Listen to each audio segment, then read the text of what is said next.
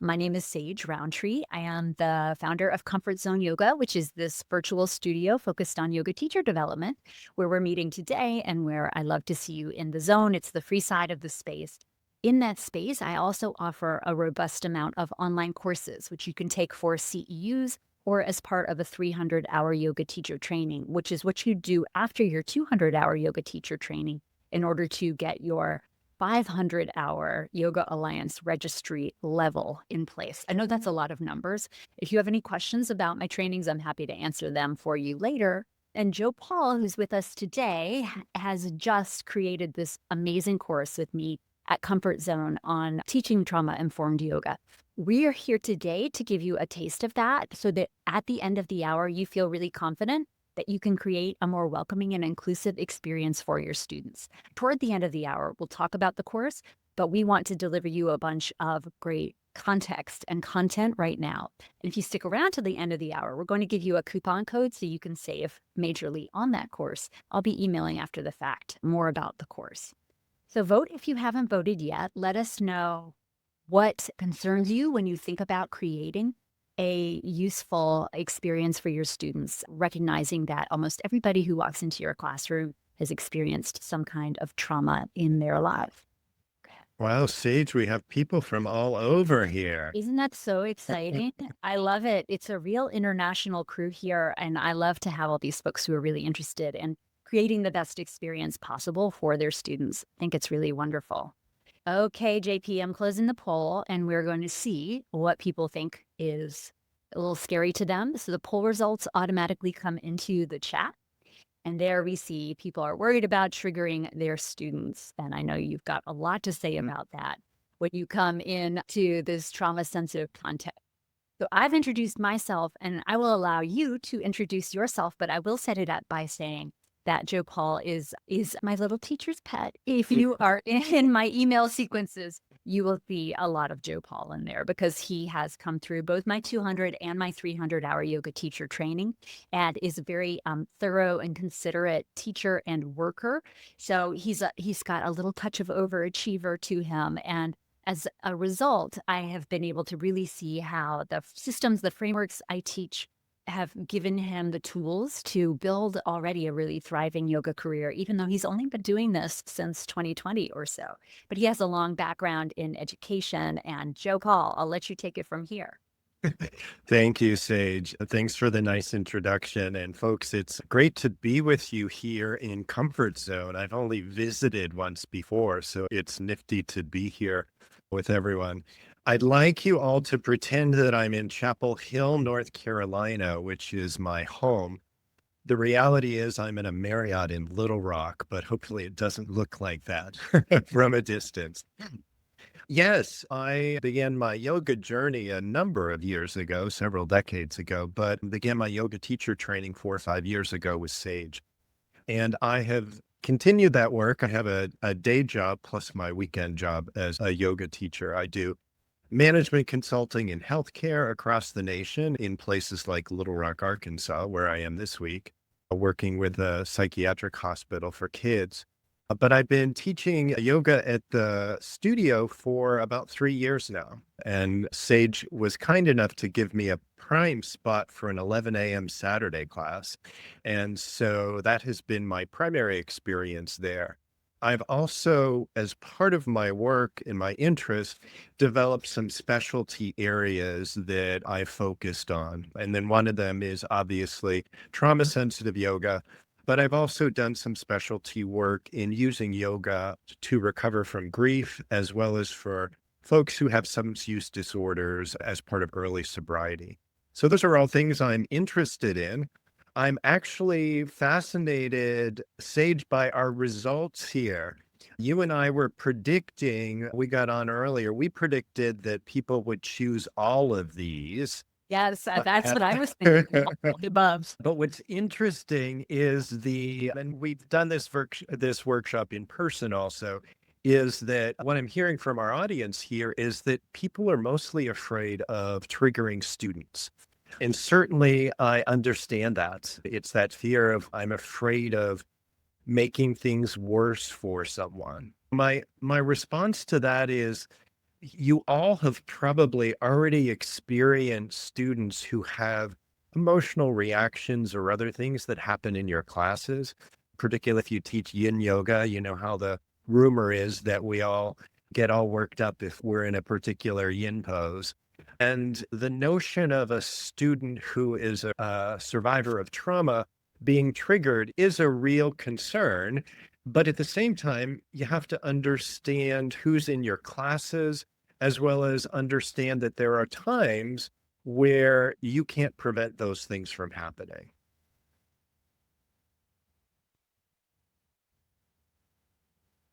The second thing that folks focused on, other than that, was just about how to integrate it into their own teaching style. And my notions about that really are, even when I put together this course with Sage's help, we talked about it as trauma sensitive yoga. My opinion is that all yoga should be trauma sensitive, that it's not a different thing that we're doing as teachers. It's part of the way that we teach. When you look at the data, 65% of individuals report that they have had some traumatic event in their life at some point, and some percentage, around 25 or 30%, have had 3 or 4 different types of trauma. So if you're concerned about triggering students or having trauma students in your class, they're already there. We are them. We as teachers and we as students have experienced trauma, and there's different degrees, and there's chronic trauma, and there's multiple incidents and those sorts of things. But it is part of what is present for folks in the classroom. And so, what I've tried to put together is a framework that allows us to think more about that. But mostly people, and certainly Sage, you and I experienced this, are thinking about the do's and the don'ts. What is it I should not do to make sure that I do not trigger a student in class? That's what we've heard most often. Joe-Paul, I say, I'm here to help you become almost everyone's favorite yoga teacher because we're never going to please everyone.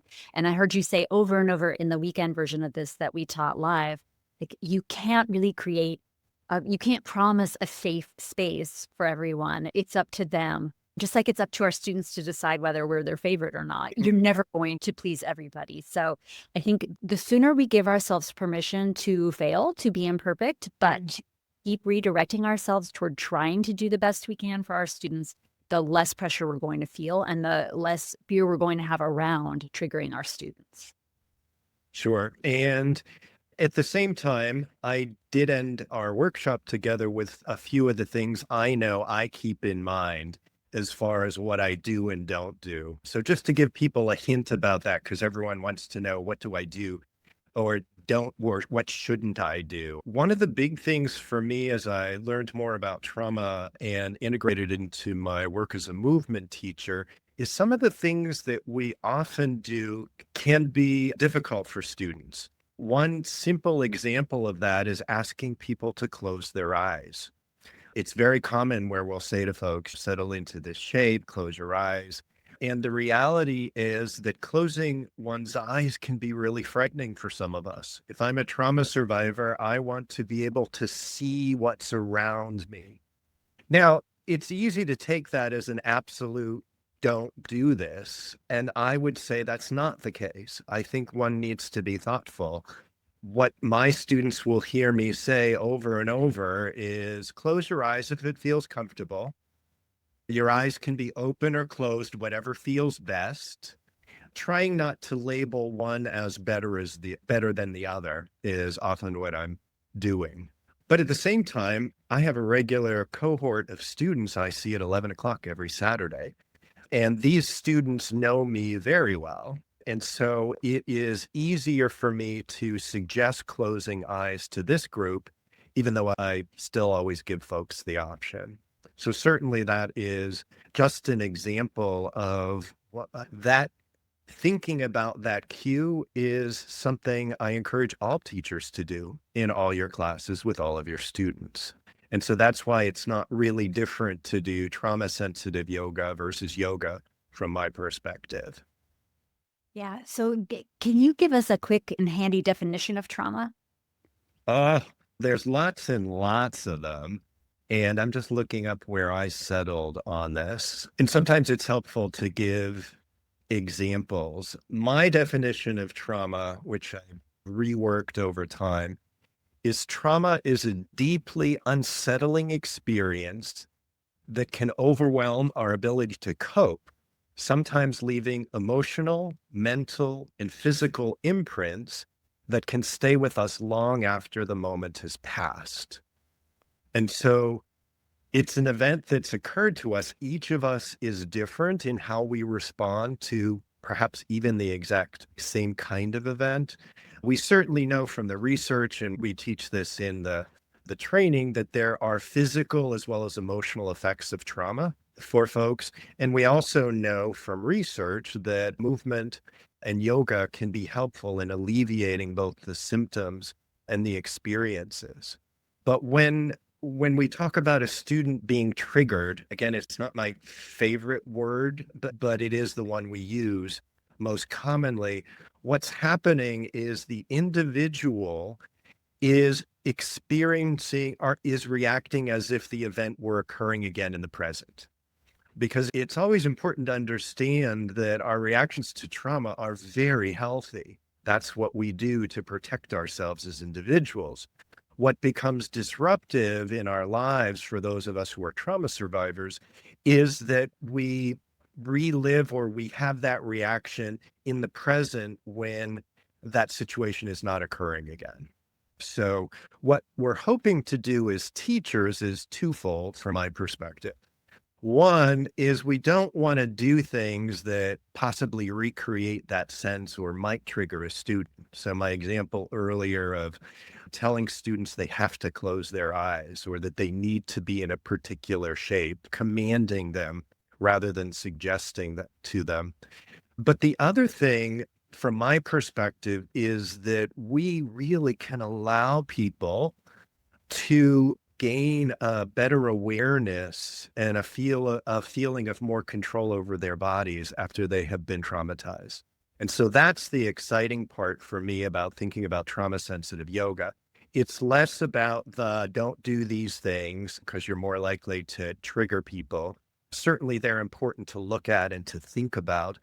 But for me, the part that is helpful is knowing that as yoga teachers, and we may not even know that we're having this impact on folks, that we are helping people feel more control over their own bodies and their own emotions and helping them gain awareness of that. Because a very common response to a traumatic event, particularly if it's been a physical one to one's body, is to turn off our feelings and emotions. And so just allowing people to begin to recognize how they're feeling can be really helpful. So that's one of the things that I do find exciting about opening this door for teachers is that we can be part of someone's healing process. We're not promising that. We often may not even know that's occurring, but it can really be helpful to folks to create a place where they feel as safe as possible. And at the same time, we allow them to have control of their own bodies and we teach them to notice how they're feeling, whether it be physically or emotionally or other sorts of things. So, anyway, I'm sorry I'm rambling on there, Sage. I get excited about that part. I love it. I love it. I was ruminating on this definition you gave of like the trigger causing people to experience the trauma as though it were happening in the present moment. And the present moment is a phrase we use all the time in yoga. And I was trying to come up with something wise and profound to say, but I can't find it. Maybe you can. Joe-Paul, bring that full circle.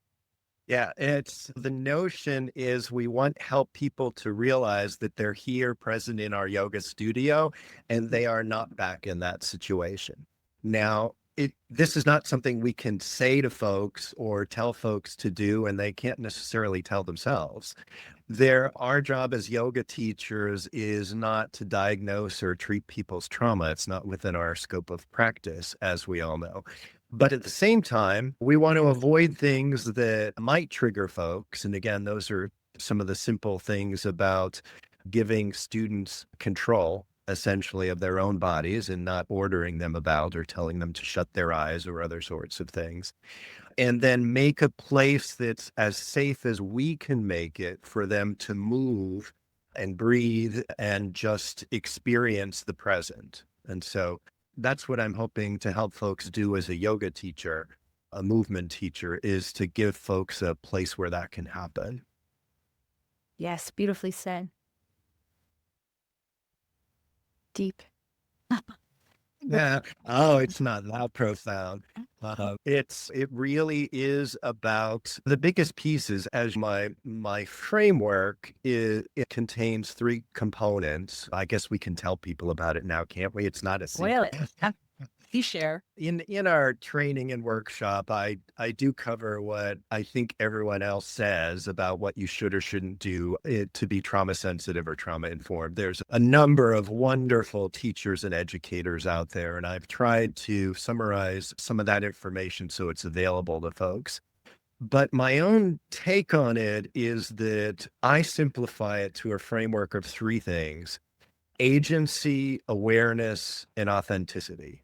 So, put very simply, agency is making sure that everything we do as a teacher gives the students permission to have control over their own bodies and their own choices. So, it's usually the agency component of my framework where the do's and don'ts fit in, which is Mhm. do this, don't do that, because we want people to make their own choices.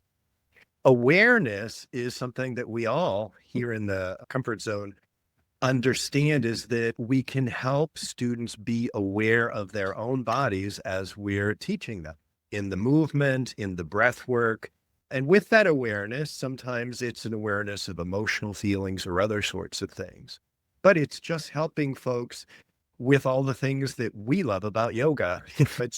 It's that piece. So agency is letting students be in charge. Awareness is really sculpting an experience where students become more aware of their own bodies and their bodies in space and other sorts of things. It is why, going back to my do's and don'ts, we try not to tell people what they should be feeling.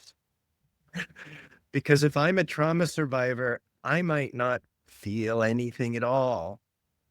And that's perfectly fine. But again, that's a detail. I don't want folks to get worried too much about that. And then the third component is I don't know, Sage, it's the more esoteric component, because we use the word authenticity a lot in today's culture, that I want to be my authentic self, whatever world that is. But I do believe that that is the right word for the third component of my framework, which is we are helping students become or find or be themselves, whatever the right word is for each of our journeys. And then the flip side also applies to teachers, which is being real for our students is, again, editorially, what I think is most helpful to students in our classes. That me being Joe Paul with all my good parts and bad parts is what's most helpful to students. And so it becomes less important if I've made a minor mistake, whether that mistake be forgetting to do the right side of a pose when I've only done the left, or whether it's been I've touched a student and I forgot to ask permission. So that's how I think about it, is that once you dive in and understand more about trauma, how often it occurs, how it impacts people, we already know that yoga and movement and breath work and meditation and all that kind of stuff can be helpful to folks for all sorts of reasons. And once you understand better what other people are suggesting as far as do's and don'ts, I think you can really simplify it for yourself as a teacher. Am I letting the students be in charge of their own bodies, their own choices? Am I helping them become more aware of their presence, of how anything feels, what it's like to move in class? And am I hoping to bring people a sense of who I am as a teacher, as well as make it safe for them to be whoever they are in the class? I think that's the key. Love it. I love it. Yeah, the more we can be our authentic selves, Well, the easier it is on us, the more RAM we fill up in our teaching brains to see our students and serve our students, because we're not trying so hard to act like our favorite teacher or this platonic ideal of what a yoga teacher should do or say or look like or move like. But we also model in the best way for our students the permission to be yourself and to accept yourself as you are, warts and all, trauma and all, and not feel like you need to be putting on some kind of pretense. So the less pretense we put on ourselves as teachers, the less pretense we are modeling for our students to feel like they need to also achieve. Sure. And as having attended some of my yoga classes, some of the things that people like in particular about my class is the fact that I can't do certain poses or that I tumble out of balance or other sorts of things. My imperfection shines in my yoga classes, but I believe that is part of what makes the class more accessible to folks. And again, as teachers, we need to always assume that there are trauma survivors in our class. Now, keep in mind the folks that are having the most difficulty in their survivorship are folks that will probably choose not to come to a studio class. Going back to our initial fear of triggering a student, my assumption as we talk here and as Sage and I put together the coursework is that we're talking about primarily studio classes where people are making an informed choice to be in a group where they're having a class.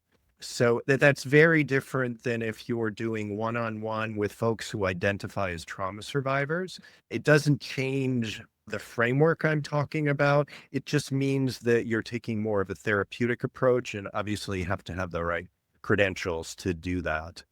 But I think that folks are often afraid of that triggering happening more often than it does. I mean, what I usually ask folks, and we could almost have a poll here about it, would be, how many of you have had a student that has gotten upset at some point in class? And I assume that it'll be everyone. Yes, I had the thumbs up there. Yeah. I know my friend Amy is in our crowd here, and she teaches yin, and her students are crying all the time, from what I understand. Yeah. Yeah. Yeah. Joe-Paul, you and I both came up through yoga a few decades ago where the paradigm was a little bit different, where the bodies in the room were more uniform, self-selected, flexible types, where there were aesthetic ideals and alignment rules that would be laid down as the law, and where students were expected to conform with those rules, where hands-on assists were the de facto way that classes were taught and points were made, and there was no asking for permission there. And over the couple decades I've been practicing yoga and you've been practicing yoga, we've seen a big shift for the better with more diversity of bodies in the classroom, more student agency focused teaching. I'm so excited that things are getting better in the yoga world and away from this kind of top down teacher led, my way or the highway. Alignment is what it is, and it doesn't give room for your unique body approach to teaching yoga. And I think that because of this shift, yoga itself has become more trauma informed just naturally over the years. I see that Dominic asked a great question, which is, what's the role of hands-on assists in a trauma-informed class? So do you want to have a gander at that? And that'll Sure. into Q&A. Sure. I also wanted to respond to what you just said. So for those of you in our audience here, if you want a list of things not to do, Sage just gave you a list. Yeah. Her description of what yoga was like when I lived in Boston in the 80s was an Iyengar class where they pushed me into triangle shapes, even though my body, because of the way my bone structure and hip structure is in particular, did not do that. Attending yoga was physically traumatic in its own ways, but I do see that big shift you're talking about. I think I might be stealing your words from my training with you, Sage, or maybe it's just all of my yin training and yin pals out there, but that previous focus on perfection, being able to be on the cover of Yoga magazine versus now what I would call functional yoga, which is yoga, which is about each of us being able to move and breathe and to retain our ability to function in the world. But Yeah, anyway, even the class length used to be so much different. 90 minutes was like the minimum, and the teacher would always go over, and it would be an hour and 45-minute yeah, class. you should be able to hang in longer. Exactly. What a better world where some classes are 45 minutes and you can do a 10-minute yoga snack. I love that for us as people Yeah. with bodies. It serves us so much better. Yeah. And just a simple example of that, even in a 60-minute class, I want us to make sure that it's okay that students know if they want to lie in child pose for 10 minutes in the middle of class, that's perfectly fine. That's not a bad thing. That's a good thing where they're recognizing what their body, what their spirit needs at that point in time. So it's not about a competition. It's not about keeping up. It's about recognizing where we are. But let's work on Dominic's question. You can help me with this one, Sage. Hands-on adjustments permitted in trauma-informed yoga. Again, this is my editorial opinion. My only issue about adjustments is about consent. So that's really the issue. And it goes back to that core concept of my framework, which is agency. Students are in charge of their own bodies, and I can only touch their bodies with permission. And so many of us use consent cards in our yoga studios. For those of us who have a regular cohort of students, we may not use consent cards, but we have an active consent approach where we ask the question and give people actually time to answer. I think that it's perfectly fine adjustments. Believe this is more the therapist in me. I believe that healing and caring touch can be helpful to those of us who are trauma survivors. Again, it's not your job to give that, but a well thought out assist can be really helpful. We all know that. It can feel nice, it can feel caring. It can help create an awareness that we may not have been able to get without the help of the assist.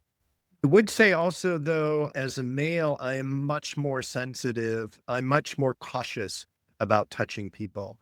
My general rule for myself is I don't touch people without really thinking about it. And I think, unfortunately, that's just a bit of that has to do with gender, that many of the folks that have been perpetrators have been more often male identified. So Sage knows that I've even experienced, unfortunately, triggering students just by my presence in class. And again, it wasn't something I could prevent, but it is something that I'm very aware of. It's not just the touch, though, Sage. And this does get back to some of the do's and don'ts about agency and making the classroom feel as safe as I can make it or we can make it as teachers. It's thinking about one's physical presence. So it's not just whether I touch Sage as a student. If she's down on the mat, am I coming up close and standing over her? Am I standing close to her than she might feel comfortable with? Am I moving around the room where so that students can't see where I am, or they might be worried about what I'm doing? So those are all things that I still think tie into the notion of adjustments and touch. It actually has to do with where I am in the studio, being sensitive about how close I am to people. Am I above them? Is this something that someone could experience as threatening? Or are folks afraid if I've gone behind them or if I've turned down the lights or any of those things? All of those have to do with about creating a predictable and as safe as possible space for students. That was a long answer. That was a No, long that's a answer. great answer.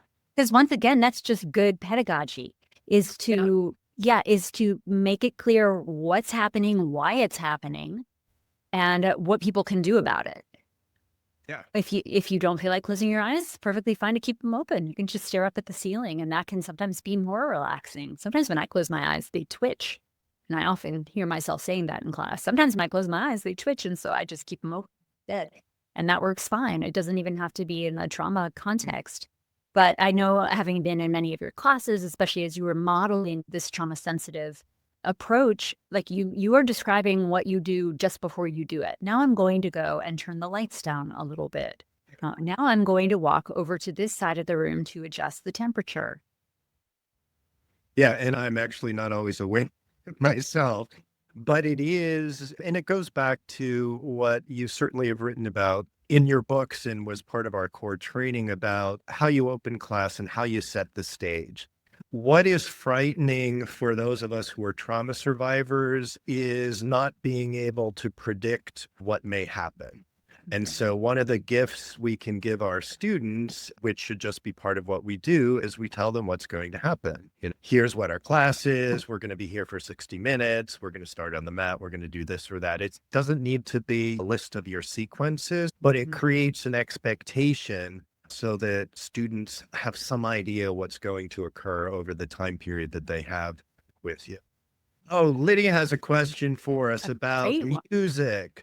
And Ah. Sage has written a lot about use of music lately, if I remember here in Yes, I have a podcast episode that came out just this week on all the ins and outs, the legalities of using music in class and the energetics of using music in class.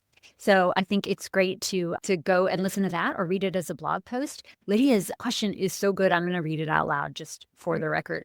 What thoughts do you have regarding creating a trauma-informed playlist? My studio is music-based, and each class is required to have a playlist. I prefer instrumentals when I use music, but the studio owner encourages including music with lyrics. So this is a multi-layered question, Lydia. But some of it, is about like meeting the expectations of your job that your boss has from you versus what might be in the best interest of the students. Joe-Paul, you run with it. Well, first, just give me the email address of your boss, and I want to tell her that she's wrong. I say that semi-serious. Aside from all the stuff that Sage will tell you about in her podcast, in terms of there are rules about whose music we can use, which are the legalities piece, choosing music is very tricky from my standpoint. Some people might like that instrumental music. Lyrics, I've not had many yoga classes where there's lyrics. I personally find them very distracting. But I've had students tell me that other teachers have playlists they don't like and they don't go to those classes. And obviously that's part of picking a teacher in all sorts of ways. The folks that have written books about trauma-informed yoga often talk about leaving the lights on and never playing music. Again, that's the sort of binary notion of doing things right or wrong. Don't tell people to close their eyes. Don't ever turn out the lights. Don't ever play music. I think the situation is a little more intricate than that. As sage as I use sort of gentle background music for many of my classes, I just don't want it to, I don't want it to be a distraction. And so all of my classes do have music, except for the one time when I had a theme that was called silence. It didn't seem to make sense not to use music for that. Yeah, I think I remember hearing from someone who had been to a yoga for veterans training that they were surprised that they hadn't thought about this, but that they were advised not to play Eastern music in a class for veterans because if they had been in theater in the Middle East, that it might be triggering for them. So it's interesting just even thinking about how the instruments themselves or the modality, the scale might make it more or less fitting for trauma survivors. I think the lyrics are especially tricky because you never know if maybe that's someone's song with their boyfriend who just dumped them, and that's going to be upsetting to them, even if it's not to this level of trauma that we might be talking about. We're measuring with the ACEs study or something. But then there's that layer of this is the expectation at the studio. The students should know that coming in, or they'll very quickly learn it on their first encounter. I don't know. That's a tricky one, but I think don't say it too loud then. Yeah.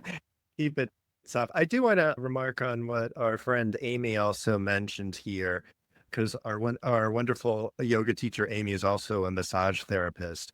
And what she has remarked about in the chat box is that even when individuals give consent, it's possible they may have a trigger like or trauma reaction. So it's important to understand that even when a student gives consent, he or she may, that they may still have an experience, and that's okay.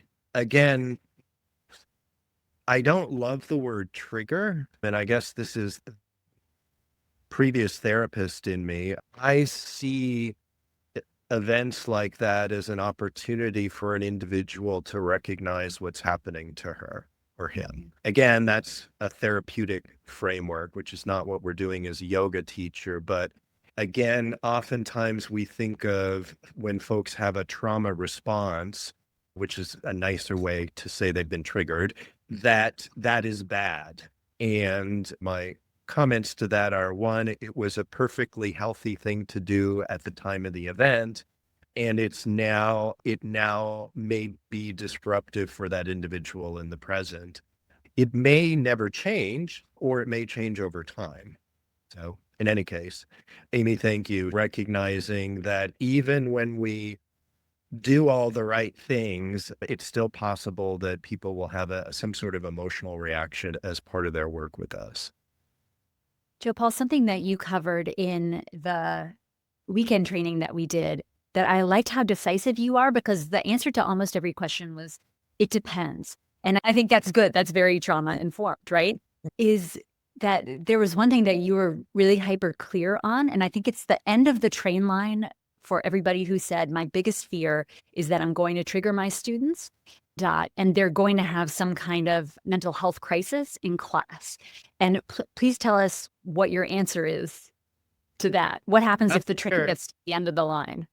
Sure. So first of all, thank you to Laura. Laura gave me a better word, activation, Yeah. as a way to talk about that trauma response or triggering. It's a better word. Thank you, Laura. I appreciate that. Yeah, we covered it. I don't know if I have the slide in front of me, but I gave people like a number of steps about what to do. Let's imagine that we're in a class and Sage is having what appears to be an activating event. She's on her mat in some pose and she is very distressed. The first thing I tell teachers is, first of all, this is where, however you're feeling, you act like you're calm and in charge.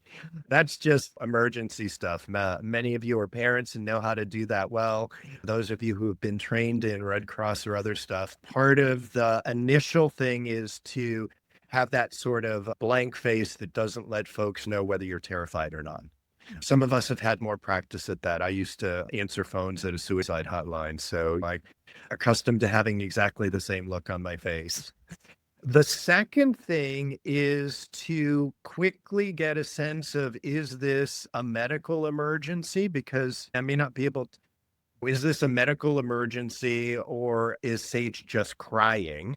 Which again is manageable. But I always tell folks, just like any other event that could happen in a studio, like a student falls and they appear to have hurt their ankle, you always err on the side of calling 911. And those of us who are trained in first aid know that I turn to a student and say, call 911 now, go outside and meet the ambulance. One becomes very directive in an emergency. Again, that's all just about what you do in an emergency. You have an emerging situation. You don't pretend it's not happening. You identify whether you actually need help. And if you're not sure at all, you ask for help. Now, at that point, I have Sage crying. Someone may have called an ambulance if I think that's the case. We just need to think back about some of the things I've already told you about. I should not go running up to Sage and touch her or be in her face. That's scary and probably not helpful. I do know if Sage is upset and she's not actually having a medical condition, it helps to be calm with her. It helps to perhaps ground her a bit by asking her a question. It doesn't really matter what, to help her focus on her breathing, any of those things you might do if someone was not calm. So again, you've all dealt with some sort of student experience in your class. Try to act as calm as you can. and imperfection is fine. Call for help. And again, it's not your job to fix the situation. It's to get the help people need. In the meantime, you may be able to help the student, if it's emotional distress, become a bit calmer. You may or may not be able to do that. And then, as Sage at our studio, we have resources that we can refer people to. So again, it's not your job to fix the student, but if someone's having an experience where we know they might need or might benefit from mental health assistance or other sorts of things, it's very helpful and important to have those resources available so that we share those with the student. And certainly, as you all would do anyway, when Sage is taken away by the ambulance or whether she calmly eventually leaves the room, I, as her teacher, will check up on her. I'll probably drop her an email and just ask if she's okay, just to close the loop a little bit. And if you're teaching at a studio that has an incidents report form, if mine does, you would fill out a little incidents report form, which these days is basically just write it up in an email. So we have a written record of what happened, what steps were taken. Sure. Wonderful. We have about 10 minutes left. Are there any pressing questions people have that you're dying to know? Things that you hope we cover in the training materials? Respect confidentiality. Sage, respond to that. Where do you think Dominic's going with that? I wonder, and Dominic, it's fine to come off mute and talk about that, but yeah, you're not going to write and say, oh, like, here are all the juicy details about this thing that happened in my class. And it may also be the fact that you don't get access as the teacher to the student's contact information. So at that point, it would be a conversation you're having with your studio manager about, could somebody please follow up and just say, it seemed like you might have felt unwell during class. Is everything, we're just checking on you. Hope to see you back soon. Yeah. Yeah, it's not a HIPAA thing because there's no how it's describing something that happened physically in the space. Yeah, it's both about the liability piece, which is making sure we're documenting what occurred, but it's also about, as studios, making sure that we are continuing to improve the safety of our studios and certainly educating our teachers and learning if there's anything to learn from particular events. So it's just the quality improvement principle overall, just to be able to, what happened? Is there something I could do different? It's a different experience at the teacher level, as Sage knows well, because I've had experiences where students have been activated and I've circled around in my head 100 times about what I could have done differently. And perhaps there were some things I could have, and perhaps I was just imperfect, but it's part of one's experience as a teacher. It is, and we just have to keep trying our best and keep learning from that tie back into your authenticity principle and your framework, Joe-Paul. Yeah. I think people probably will have questions after we hang up the call. That's typically how it goes. So Oh, if you have a question after the call, put it in the question space at the zone, and I would be delighted to tag Joe-Paul and we will get it answered for you. Absolutely great. I want to let Joe-Paul talk just a little bit about this beautiful course that he's made and tell you what's in it, and then offer you a nice discount coupon. Do you want to give a little preview, Joe-Paul? Sure. And Sage will show you on the website, but the training content has the following section. So first of all, I spend time defining trauma and look closely at the prevalence of trauma. So I gave my definition a bit earlier, but I use some definitions of other experts talking about the kinds of trauma there are, as well as, very importantly, understanding how prevalent it is. From there, I cover how trauma impacts individuals based on the research that's out there and all the experts. So this is what happens to our bodies, our emotions, et cetera, when we're a trauma experiencer. And then on the more positive side, we move to, there's actually research about how movement, breath, yoga, body work can actually be helpful specifically to trauma survivors. And from there, I do cover in a bit of detail what other people say about trauma-informed yoga or trauma-sensitive yoga, the do's and don'ts, some of their frameworks, some of the ways they think about it. From there, I dive into the framework I described very briefly, the yoga for Joe-Paul framework for trauma-sensitive yoga, which incorporates the concepts of agency, awareness, and authenticity. So we cover that, and we cover specifically how you can use those ideas in planning your classes. And so we also include throughout it sort of practical tips for folks, the do's and don'ts, what to do in an emergency, those sorts of things, the things that many of us go to a class for. So that's an overview of the coursework itself. It's a self-paced course, but it is not just done in a silo. There are some live and asynchronous elements. We have to support you. Joe-Paul is graciously going to show up 3 times over the course of the year, spaced out in 4 months intervals so that you could ask questions live in a very small group setting. There's also a place where you could post questions for his answers. But most importantly, the culminating keystone exercise in the course is for you to integrate these concepts of how to make your class more inclusive and trauma-informed, and then transcribe it, record it, transcribe it, share the transcript and your self-assessment of how you're doing with this framework with Joe-Paul, and he'll give you some personalized mentorship and feedback so that you can continue to become the best teacher you can be.